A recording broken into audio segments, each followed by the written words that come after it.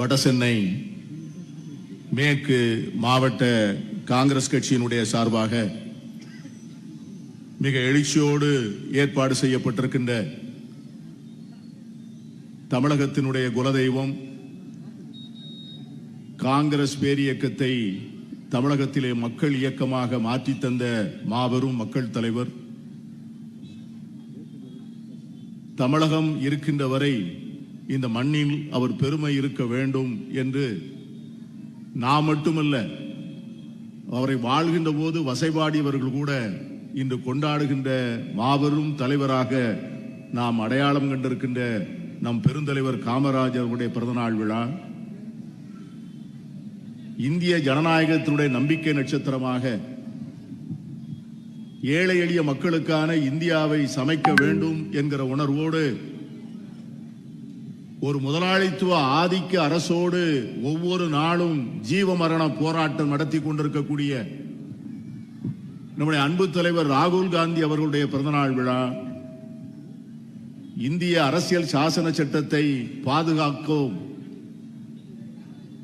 அதை எந்நாளும் எந்நேரத்திலும் அது விழுந்து விடாமல் காப்போம் என்று உறுதி எடுக்கின்ற விழா என்று முப்பெரும் விழாவாக இந்த விழாவை மிக எழுச்சியோடு நடத்தி கொண்டிருக்கின்ற மாவட்ட காங்கிரஸ் கட்சியினுடைய தலைவர், மாநகராட்சி மன்ற உறுப்பினர், என் அன்பிற்கும் மரியாதைக்கும் உரிய தம்பி டெல்லி பாபு அவர்களே, தமிழக காங்கிரஸ் கட்சியினுடைய தலைவராக இன்று தமிழகமெங்கும் சுற்றுப்பயணம் செய்து கடந்த 10 நாட்கள் 12 நாட்கள் தமிழகத்திலே பல்வேறு மாவட்டங்களிலே கன்னியாகுமரியில் துவங்கி வேலூர் மாவட்டம் வரை இன்று சிதம்பரம் என்று ஒவ்வொரு நாளும் காலில் சக்கரம் முட்டிக்கொண்டு ரெக்கை கட்டி கொண்டு பறந்து கொண்டிருக்கின்ற தமிழக காங்கிரஸ் கட்சியினுடைய தலைவர், நம்முடைய அன்பிற்கும் மரியாதைக்கும் உரிய அன்பு சகோதரர் செல்வ பெருந்தகை அவர்களே, ஒரு நீண்ட நெடிய தேசிய பாரம்பரியத்திற்கு சொந்தக்காரர்,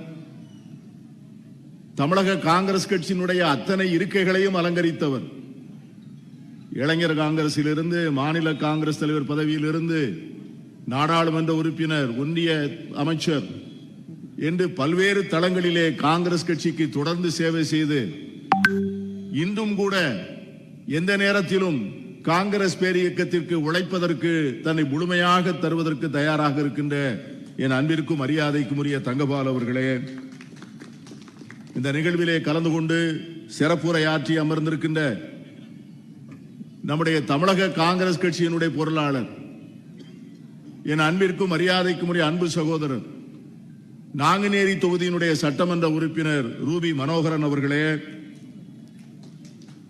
என் அன்பிற்குரிய தம்பி, எங்கள் மாவட்டத்தை சார்ந்தவர், இன்று நம்முடைய தலைவர் அவர்களுக்கு அனுசரணையாக 24 மணி நேரமும் அவரோடு உந்து பணியாற்றுகின்ற அன்பிற்குரிய தம்பி ராம் மோகன் அவர்களே, என் அன்பிற்குரிய என் அருமை சகோதரர், என் அருமை நண்பர் ஜெயம் ஆரோன் அவர்களுடைய அன்பு புதல்வர், இன்று வேளச்சேரி தொகுதியினுடைய சட்டமன்ற உறுப்பினராக இருக்கின்ற அன்பிற்குரிய அசன் மௌலானா அவர்களே, நம்முடைய மரியாதைக்குரிய மேனாள் நாடாளுமன்ற உறுப்பினர் அன்பரசு அவர்களுடைய அன்பு புதல்வர், நம்முடைய அன்பிற்குரிய தம்பி அருள் அன்பரசு அவர்களே, ஜி.கே. தாஸ் அவர்களே, என் அன்பிற்குரிய தங்கை இமயா கக்கன் அவர்களே, இங்கே இருக்கின்ற அன்பிற்குரிய எஸ்.டி. நெடுஞ்செழியன் அவர்களே, மேனாள் மாவட்ட காங்கிரஸ் கட்சியுடைய தலைவர் என் அன்பு சகோதரர் துரைராஜ் அவர்களே, அன்பிற்குரிய தம்பி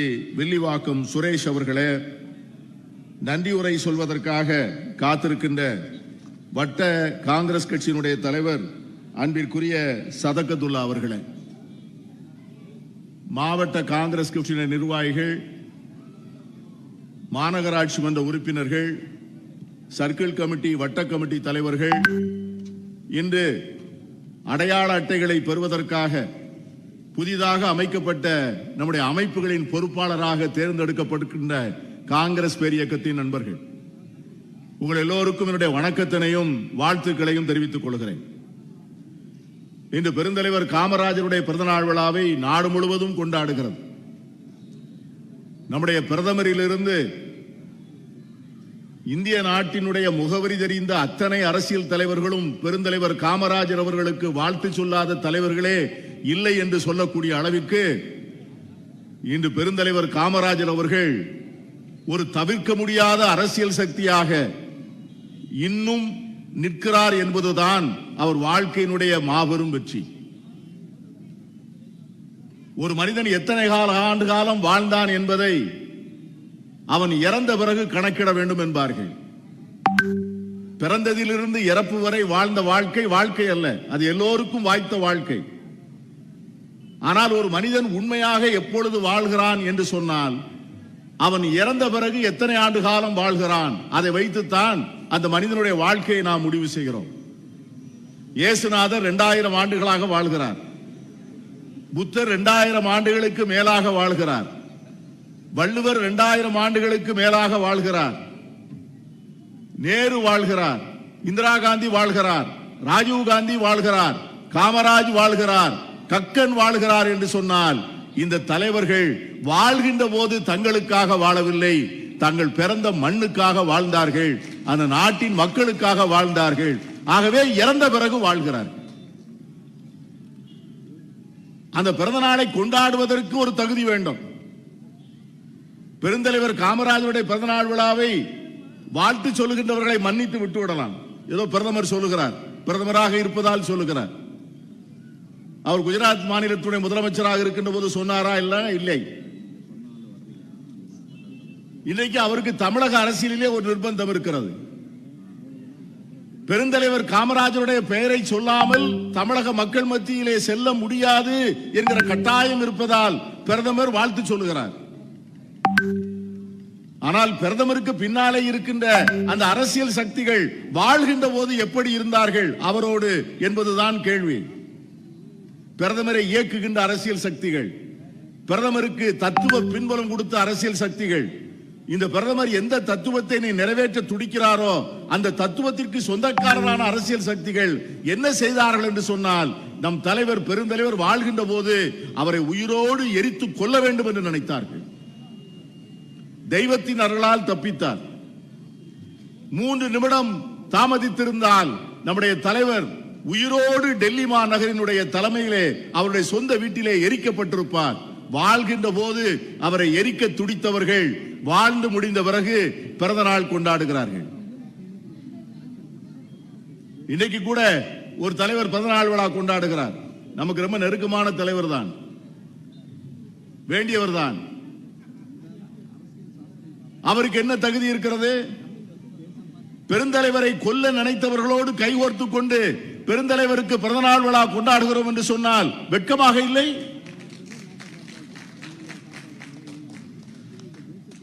அதற்கு பேச அழைக்கப்பட்டிருப்பவரை பார்த்தால் எனக்கு இன்னும் வேதனையாக இருக்கிறது. இந்த RSS பின்புலம் உள்ளவர்கள் பெருந்தலைவரை உயிரோடு எரிப்பதற்கு எவ்வளவு பெரிய முயற்சி எடுத்தார்கள் என்பதை விழா வாரியாக, நிமிடம் வாரியாக அவர் பேசிய ஒலிப்பதிவுகள் எல்லாம் இன்னும் இருக்கின்றன. ஆனால் இன்று அவர் பாஜகவினுடைய கூட்டணியை ஆதரித்து பேசக்கூடிய கடமையிலே இருக்கிறார். ஆகவேதான் இது நாம் எதற்காக சொல்லுகிறோம் என்று சொன்னால், பெருந்தலைவர் காமராஜருடைய பிறந்தநாள் விழாவை கொண்டாடுகின்ற தகுதி, திராணி, உரிமை உள்ள ஒரே இயக்கம் இந்திய தேசிய காங்கிரஸ் மட்டும்தான் பெருந்தலைவருக்கு நேர்மையாக பேச முடியும். சாதாரண தலைவரா? அவர் பார்த்து ஒருத்தர் சொன்னாரு, சட்டமன்றத்தை எப்படி எதிர்கொண்டார், பொருளாதாரத்தை எப்படி புரிந்து கொண்டார், கட்சியை எப்படி நடத்தினார், ஆட்சியை எப்படி நடத்தினார், எந்த பல்கலைக்கழகத்திலே படித்தார், எங்கே பட்டம் பெற்றார், இப்படி உலகம் முழுவதும் ஆராய்ச்சி செய்கின்ற தலைவராக இருக்கிறார். சட்டமன்றத்தில் உட்கார்ந்திருக்கார். கேட்கிறார் ஒருத்தர், எதிர்கட்சியில முதலமைச்சர் உட்கார்ந்து இருக்கிறார். எதிர்கட்சியில் இருக்கிற ஒருத்தர் எழுந்து கேட்கிறாரு, முதலமைச்சர் அவர்களே, நீங்க கள்ள நோட்டு அடிச்சீங்கன்னு சொல்றாங்களே அப்படின்னு கேட்கிறார். யாரை பார்த்து? ஏழை பங்காளனை பார்த்து. இறக்கின்ற போது போட்ட கதர் வேட்டியும் கதர் சட்டையும் தோல் செருப்பையும் கண்ணாடியும் தவிர எதுவுமே இல்லாமல் மரித்து போன அந்த மனித புனிதனை பார்த்து சட்டமன்றத்திலே ஒரு சட்டமன்ற உறுப்பினர் கேட்டார், கள்ள நோட்டு அடித்தார் என்று சொல்லுகிறார்களே, இப்பொழுது இந்த கேள்வி கேட்க முடியுமா? இந்த நாட்டிலே பாராளுமன்றத்திலே சட்டமன்றத்திலே இருக்கின்ற அந்த ஆளுகின்ற வரிசையில் இருக்கின்ற யாரையாவது ஒருவரை பார்த்து ஒரு எதிர்க்கட்சி உறுப்பினர் கேட்டிருந்தால் சட்டமன்றம் என்னவாகி இருக்கும்? அந்த உறுப்பினருடைய வீடு இரவிலே இருக்குமா? அந்த உறுப்பினர் நடமாட முடியுமா? ஆனால் நிறைகுடமான என் தலைவன் எழுந்து ஒரே ஒரு வார்த்தை சொன்னான். அந்த சட்டமன்ற உறுப்பினர் பேரை சொல்லி அவ்வளவு உரிமையோடு பேசக்கூடியவர், ஏய், நான் கள்ள நோட்டு அடிச்சேன்னு நீ நம்புறாயா? கேட்ட கேள்வி. நான் கள்ள நோட்டு அடிச்சேன்னு நீ நம்புறாய? அந்த ஆள் பதறி போனார். ஐயா ஐயா ஐயா, நான் நம்பல. சரி வீடு, அதோட உட்கார். அதான் முடிஞ்சு போச்சு, அவ்வளவுதான். இன்னைக்கு நம்முடைய தம்பி டெல்லி பாபு வழிநடுக பதாகைகள் பார்க்கின்ற இடமெல்லாம் நம்ம படமெல்லாம் பொம்மை பெருசு பெருசா போட்டு வச்சிருக்காரு. நம்ம படத்தை பார்க்க நமக்கு சந்தோஷமா தானே இருக்கு. இவ்வளவு பெரிய விளம்பரம். ஏன்? தலைவர் வர்றார், மாநில தலைவர் வர்றார், அவரோடு மற்ற தலைவர்கள் வருகிறார்கள், ஒரு கொண்டாட்டம் போகும். பெருந்தலைவர் காமராஜர் அவர்களுடைய நாட்களிலே இதெல்லாம் எப்படி நடந்தது? ஒரு கருமையான ஒரு காங்கிரஸ்காரர், சுதந்திர போராட்டத்திற்காக உழைத்த ஒரு தியாகி, சுதந்திர போராட்டத்திலே அவ்வளவுத்தை இழந்து விட்டார். காங்கிரஸ் சேவையிலே உடல் நலத்தையும் இழந்து விட்டார். உடல் நலமும் இல்லை, உள்ள நலமும் இல்லை, சொத்தும் இல்லை, சோகமும் இல்லை. ஒரு வாடகை வீட்டில் இருக்கிறார். பொண்ணுக்கு கல்யாணம். காமராஜர் முதலமைச்சர் வந்து எப்படியாவது காமராஜ் கூட சிறையிலே இருக்கின்ற போது அவருக்கு நெருக்கம், பழக்கம். காமராஜை வந்து பெயர் சொல்லி கூப்பிடக்கூடிய அளவிற்கு அறிமுகமானவர். போய் தலைவர் காமராஜரை பார்த்து சொல்றாரு, என் மகளுக்கு கல்யாணம் வச்சிருக்கேன்பா, நீ வந்து வாழ்த்தணும். நீ கால்பட்டா என் பொண்ணுக்கு பெரிய மரியாதை, எனக்கு பெரிய அங்கீகாரம். உடனே முதலமைச்சர் சொல்றாரு, அட போயா, முதலமைச்சருக்கு வர வேலை இல்லை, உன் கல்யாணத்துக்கு வர்றதான் வேலையா? காமராஜர் சொல்றார், போயா, போய் வேலையை பாரியா, பத்திரிகை வச்சுட்டு போ. வச்சுட்டு போயிட்டார். அந்த ஆளு திட்டி திமிரி கண்ணீர் வடித்துக் கொண்டு, இதற்காகவா நான் காங்கிரசுக்கு உழைச்சேன், இதற்காகவா நான் சுதந்திரம் வாங்குவதற்கு உழைச்சேன் அப்படின்னு வீட்டுக்கு போய் உட்கார்ந்துட்டார். கல்யாண நாள் காலையில் வந்து மேளம் அடிக்கிறார்கள். காலையில 8 மணிக்கு முகூர்த்தம், 7:30 மணிக்கு தாசில்தார் வந்தாரு, ஆர்டிஓ வந்தாரு, இன்ஸ்பெக்டர் வந்தாரு, எஸ்பி வந்தாரு. வீட்டு முன்னால எல்லாரும் நிக்கிறாங்க. என்னன்னு கேட்டா, முதலமைச்சர் வந்து கொண்டிருக்கிறார்னு சொல்றாங்க. அவருக்கு தாங்க முடியல அந்த தொண்டனுக்கு. பெருந்தலைவரை பார்த்த உடனே கட்டி அழுறார். நான் கொடி கூட கட்டலையே, உனக்கு ஒரு வாழைமரம் கட்டலையே, நீ எவ்வளவு பெரிய தலைவன், நீ எவ்வளவு பெரிய ஆளுமை, நீ வருகின்ற போது ஒரு கொடி கூட கட்டாமல் என்னை பண்ணிட்டிய பாவி அப்படின்னு சொன்ன உடனே அந்த தலைவர் சொல்றாரு, அதுக்கு தாண்டா நான் உன்கிட்ட வர்றேன்னு சொல்லல, நான் வரேன்னு உன்கிட்ட இருக்கிற பாத்திரங்களையும் நீ வித்துருவ, அதையும் வித்து நீ கொடி கட்டுவ, நான் வந்துட்டு போன பிறகு நீ பிச்சைக்காரனா நிப்ப, என்னால உனக்கு என்ன பண்ண முடியும், அதனாலதான் உனக்கு சொல்லலன்னு சொன்னார். எப்படிப்பட்ட தலைவர்! அந்த தலைவரைத்தான் நாம் நினைக்கிறோம். ராகுல் காந்தி என்று நம்முடைய அற்புதமான தலைவர். ராகுல் காந்திக்கும் காமராஜருக்கும் என்ன? வாழ்கின்ற போது தலைவர் காமராஜர் எப்படி வாழ்ந்தாரோ, எந்த சிந்தனைகளோடு வாழ்ந்தாரோ, எப்படி தன்னைத்தானே வெறுத்து கொண்டாரோ, எப்படி தனக்கு குடும்பம் வேண்டாம் என்று சொன்னாரோ, எப்படி தேசம்தான் என் குடும்பம் என்று நினைத்தாரோ, இந்த தேசத்திற்காக எதை வேண்டுமானாலும் இழக்க தயாராக இருக்கிறேன் என்று எப்படி வாழ்ந்தாரோ, அப்படி ராகுல் காந்தி வாழப்போகத்தான் காமராஜருடைய பிறந்த நாளோடு அவர் பிறந்த நாள் விழா இணைகிறது. இன்னைக்கு எவ்வளவு பெரிய வெறுப்பு! நாடு முழுவதும் பரவி இருக்கிற வெறுப்பை பார்த்தால் நமக்கு பயமா இருக்கு. நம் மொழி பேசவில்லை என்று சொன்னால் அவனை ஏற்றுக்கொள்ள மாட்டேன். நாம் பேசுற மொழியை நீ பேசலன்னா என் ஊர்ல நீ இருக்கக்கூடாது. என்னுடைய இனம், என்னுடைய சாதி நீ இல்லை என்று சொன்னால் நீ குடிக்கிற தண்ணீரில் நான் மலத்தை கலப்பேன்.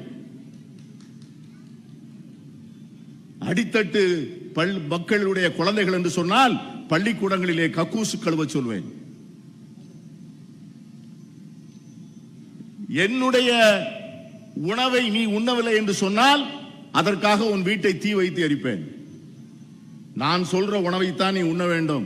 நான் பேசுகிற சொல்லுகிற மொழியைத்தான் நீ பேச வேண்டும். நான் சொல்லுகிற தெய்வத்தை தான் நீ கும்பிட வேண்டும். நான் என்ன சொல்லுகிறேனோ, நான் பெரும்பான்மை, நான் பெரும்பான்மை என்ன நினைக்கிறேனோ அந்த பெரும்பான்மை சொல்வதைத்தான் சிறுபான்மை செய்ய வேண்டும். இதுதான் இன்னைக்கு நான் மறந்திருக்கிற ஆட்சி. நல்ல குமார் ரொம்ப அருமையான ஒரு பாயிண்ட் சொன்னார். இதுல துவக்க உரை, அறிமுக உரை ஆற்றுகின்ற போது சொன்னார், தேர்தல் வெற்றிக்காக கூட்டப்பட்ட கூட்டம் அல்ல, ஆட்சியை பிடிப்பதற்காக கூட்டப்பட்ட கூட்டம் அல்ல, ஒரு சமூகத்தினுடைய அடித்தளத்தையே மாற்றி அமைப்பதற்கான சதியை முறியடிப்பதற்கான கூட்டம். போராடி பெற்ற அத்தனை உரிமைகளையும் கொஞ்சம் கொஞ்சமாக இழந்து கொண்டிருக்கிறோம். 1935 திருநெல்வேலி மாவட்டத்தில் ரெட்டியார்பட்டி என்ற ஒரு சிறிய கிராமம். அந்த கிராமத்திலிருந்து ஒரு கிராமத்துக்காரர் வராரு திருநெல்வேலிக்கு. கலெக்டர் பங்களா இருக்கு. இப்ப ரூபி மனோகரனுக்கு தெரியும் அந்த இடம், ஏன்னா அவர் தொகுதிக்குள்ள வரும், அது அவர் தொகுதி தான். அது கலெக்டரும் கலெக்டர் மனைவியும் தங்களுடைய பங்களா முன்னால சைக்கிள் ஓட்டுறாங்க. இந்த 2 பேர் சைக்கிள் ஓட்டுவதை வேடிக்கை பார்ப்பதற்காக ஒரு 1000 பேர் நிக்கிறான். சைக்கிள் அதிசயமான பொருள். 1935 அந்த ரெட்டியார்பட்டிக்காரன் ஊர்ல போய் சொல்லியிருக்கான், கிராமத்துக்காரன், நான் டவுனுக்கு போனேன், அங்க கலெக்டர் துறை 2 சக்கரத்தை தொடக்கி நடுவுல போட்டு நசுக்கு நசுக்குன்னு நசுக்குதாரு, அது மொசலா பறக்குதுன்னா. சைக்கிள் அதிசயமான ஒரு கருவி, ஒரு அதிசயமான விஞ்ஞான அற்புதம் என்று பார்த்த நாள் 1935. 1925 திருச்செந்தூர் கோவில் இன்னைக்கு கும்பாபிஷேகம். லட்சக்கணக்கான பக்தர்கள் கும்பாபிஷேகத்தின் மேலே நின்று திருக்குளத்தின் மேல் தண்ணீர் ஊற்றுகின்றவர்களை எல்லாம் நான் பார்க்கிறேன். என் அருமை நண்பர்களே, அப்படி தண்ணீர் ஊற்றுகின்ற சமூகத்தை சார்ந்தவர்களுக்கு 1925க்கு முன்னால் அந்த கோவிலுக்குள்ளே அனுமதி கிடையாது. கோவிலுக்குள்ளே வருவதற்கு அனுமதி இல்லை. எங்க நம்ம சகோதரி இமயா கக்கன் பேசினார். தலைவர் கக்கன்ஜி அவர்கள் தமிழ்நாடு காங்கிரஸ் கட்சி தலைவராக இருக்கின்ற போது நான் மாணவர் காங்கிரஸ் இருந்தேன். ஆட்சி இழந்த பிறகு தலைவர் கக்கன்ஜி எப்படி அலுவலகத்திற்கு வந்தார் என்பதை நான் பார்த்தால் இன்று கூட என் கண்களில் கண்ணீர் நிரம்பிவிடும். ஒரு டவுன் பஸ்ல இறங்குவார். ஒரு ஃபியட் வண்டி உண்டு சத்தியமூர்த்தி பவன்ல. அந்த வண்டி போகலன்னா அவர் டவுன் பஸ்ல ஏறிங்க வந்துருவார். அந்த அம்மா வீட்டுல இருந்து செலவுக்கு பணம் கேட்கும். ஜிப்பாவுக்குள்ள கை விடுவாரு, ஒண்ணு இருக்காது. கலத்தி போட்டு வந்த ஜிப்பாவில இருக்கான்னு பாரும்பாரு. அந்த அம்மா பார்த்துட்டு அதுலயும் இல்லங்கும். அதுக்கு நான் என்ன பண்றதுன்னு அதோட விட்டுருவார். பொதுப்பணித்துறை அமைச்சராக இருந்தவர். எப்படி? பொதுப்பணித்துறை அமைச்சராக இருந்தவர், காவல்துறை அமைச்சராக இருந்தவர், போலீஸ் துறை அமைச்சராக இருந்தவர். எதற்காக தலைவர் காமராஜரை கொண்டாடுகிறோம்? சுதந்திர இந்தியாவின் வரலாற்றிலே காவல்துறையை தமிழ்நாட்டிலே ஒரு பட்டியலின சகோதரிடம் தைரியமாக கொடுத்து காவல்துறையை நடத்து. அது என்ன மெசேஜ்? அது சத்தமில்லாமல் நடந்த சமூக புரட்சி. ஊரிலே அவனை சித்திரவதை செய்கிறீர்கள். அவனை ஊருக்குள்ளே நீங்கள் விடுவதில்லை, கோவிலுக்குள்ளே விடுவதில்லை, கிணற்றில் தண்ணீர் எடுக்க அனுமதிப்பதில்லை, பள்ளிக்கூடத்திலே படிக்க அனுமதிப்பதில்லை. அவன் உங்களை பார்த்தால் துண்டை எடுக்க வேண்டும், இடுப்பில் கட்ட வேண்டும், காலில் செருப்பு போட முடியாது. அவ்வளவு பெரிய சனாதன கொடுமைகள் நடந்த நேரத்திலே வேறு ஒன்னு சொல்லல, போஸ்டர் அடிக்கல, மாநாடு போடல, பெரிய ஆரவாரம் செய்யவில்லை. கக்கனை கூப்பிட்டார், நீ காவல்துறை அமைச்சர் போ. போற இடத்துல எல்லாம் சல்யூட், போற இடத்துல எல்லாம் போலீஸ் அணிவகுப்பு. கக்கன்ஜி அவர்கள் சர்க்கியூட் ஹவுஸ்ல போய் நிற்கிறார். ஆயிரக்கணக்கான தாழ்த்தப்பட்ட பட்டியலின மக்கள் நிற்கிறார்கள்.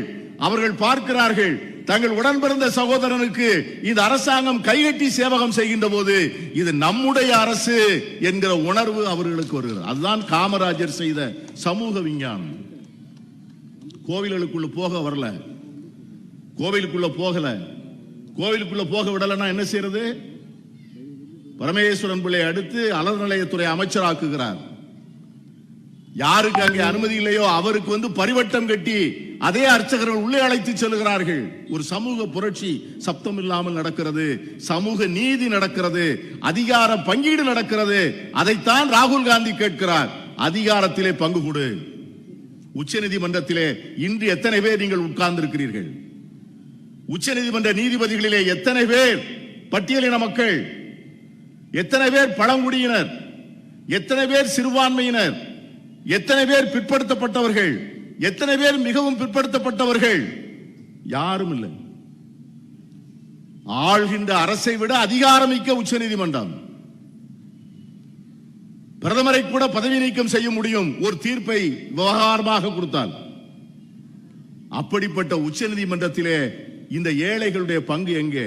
வெளிநாட்டு தூதுவர்களில், பொதுத்துறை நிறுவனங்களின் தலைவர்களில், ஐஐடி ஐஐஎம் என்று சொல்லக்கூடிய மத்திய அரசினுடைய மிகப்பெரிய கல்வி நிறுவனங்களில் வேலை செய்கின்ற பேராசிரியர்களில், இந்த நாட்டில் சாப்ட்வேர் இண்டஸ்ட்ரி என்று சொல்லக்கூடிய IT sector, auditors, doctors, engineers, இவர்களில் பட்டியலின மக்கள் எத்தனை பேர், பழங்குடி மக்கள் எத்தனை பேர், சிறுபான்மை மக்கள் எத்தனை பேர், இவர்களுக்கு எங்கே பங்கு என்று கேட்கின்ற தலைவராக காமராஜர் செய்த அமைதி புரட்சிக்கு இன்று உத்வேகம் கொடுக்கக்கூடிய தலைவராக ராகுல் காந்தி இருக்கிறார். இதுதான் இன்று காங்கிரசுக்கு வாய்த்திருக்கிற கடமை. இதற்காகத்தான் காங்கிரஸை மூலை முடுக்கெல்லாம் எடுத்து செல்ல வேண்டும் என்று எண்ணுகிறோம். நம்முடைய செல்வ பெருந்தகை அவர்கள் என்ன செய்தார்?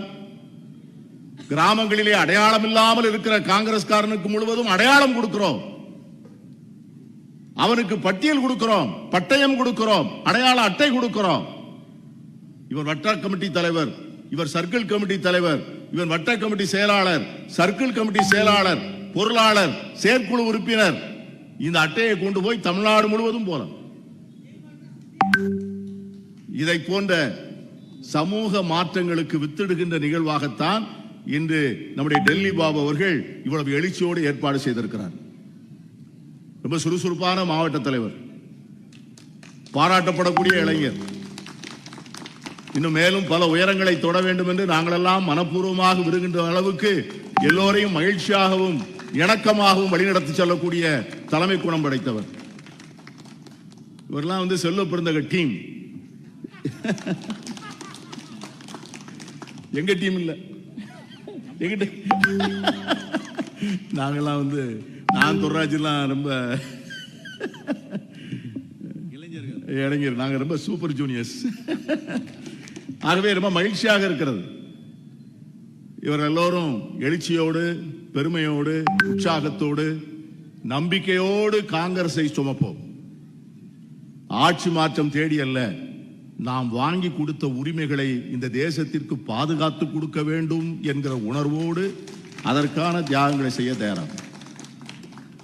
வரக்கூடிய 2026 சட்டமன்ற தேர்தல் மிக முக்கியமான தேர்தல். தமிழ்நாடு இதுவரை இந்த வகுப்புவாத பாசிச மதவெறி அரசியலை வேண்டாம் என்று நிராகரித்திருக்கிறது, இன்னும் நிராகரிக்கிறது. நமக்கு தெரிகிறது. வாட்ஸ்அப்ல ஒன்று வருது, பார்த்திருப்பீங்க. எனக்கு அருமை நண்பர் நேனார் நாகேந்திரன், எங்க ஊருக்காரரு, எனக்கு ரொம்ப வேண்டியவர். அவங்க அப்பாவே எனக்கு ரொம்ப வேண்டியவர். அவர் காங்கிரஸ்காரர். அவர் ஒரு விருதுநகர் பக்கத்தில் போய் மெம்பர்ஷிப் சேர்த்துக்கிட்டு இருக்காரு. அங்க பாஜக தொண்டர் ஒருத்தர் வர்றார். வந்தவர்கிட்ட என்ன நடக்குன்னு விசாரிக்கிறார். கட்சி எப்படி இருக்கு? அந்த ஆள் சொல்றாரு, ஐயா வீடு வீடா ஜனங்களை பார்க்க போனோம், மக்கள் சொல்றாங்க உங்களுக்கு சோறு வேணா போடுறோம், ஓட்டு போட மாட்டோம்னு சொல்றாங்களே ஐயா. தமிழ்நாட்டு மக்களுடைய மனநிலை, வகுப்புவாத அரசியலை எப்படி பார்க்கிறார்கள்? வகுப்புவாத அரசியலை ஏற்றுக்கொள்ளக்கூடிய மனநிலை இந்த மக்களுக்கு இல்லை என்று சொன்னால் என்ன காரணம் என்று சொன்னால், இது காமராஜரின் மண், தந்தை பெரியாரின் மண். அவர்களை தொடர்ந்து அந்த மண்ணை வளர்த்தெடுத்த அத்தனை முதலமைச்சர்களுக்கும் அந்த மண்ணின் மேல் பெருமை உண்டு. நம்ம இல்லைன்னு மறுக்கல. கலைஞருக்கு உண்டு, இன்றைய முதலமைச்சருக்கு உண்டு. இன்னைக்கு தமிழகம் எங்கும் இது போய் சமூக நீதிக்கான அரசியலை முன்னெடுப்பதோடு மட்டுமில்லாமல் வகுப்புவாத அரசியலுக்கு உறுதியான குரலாக உரைக்கின்ற முதலமைச்சரை தான் நாம் ஆதரிக்கிறோம். இந்திய துணைக்கண்டத்திலே வேறு எந்த முதலமைச்சருக்கும் அந்த தெம்பும் இல்லை, தைரியமும் இல்லை.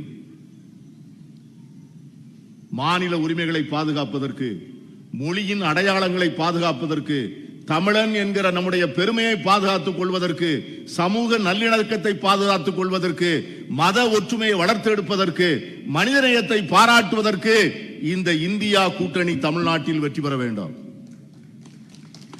அதற்கான கால்கோள் விழாவாகத்தான் இந்த பகுதியிலே இந்த பொதுக்கூட்டத்தை பார்க்கிறேன்.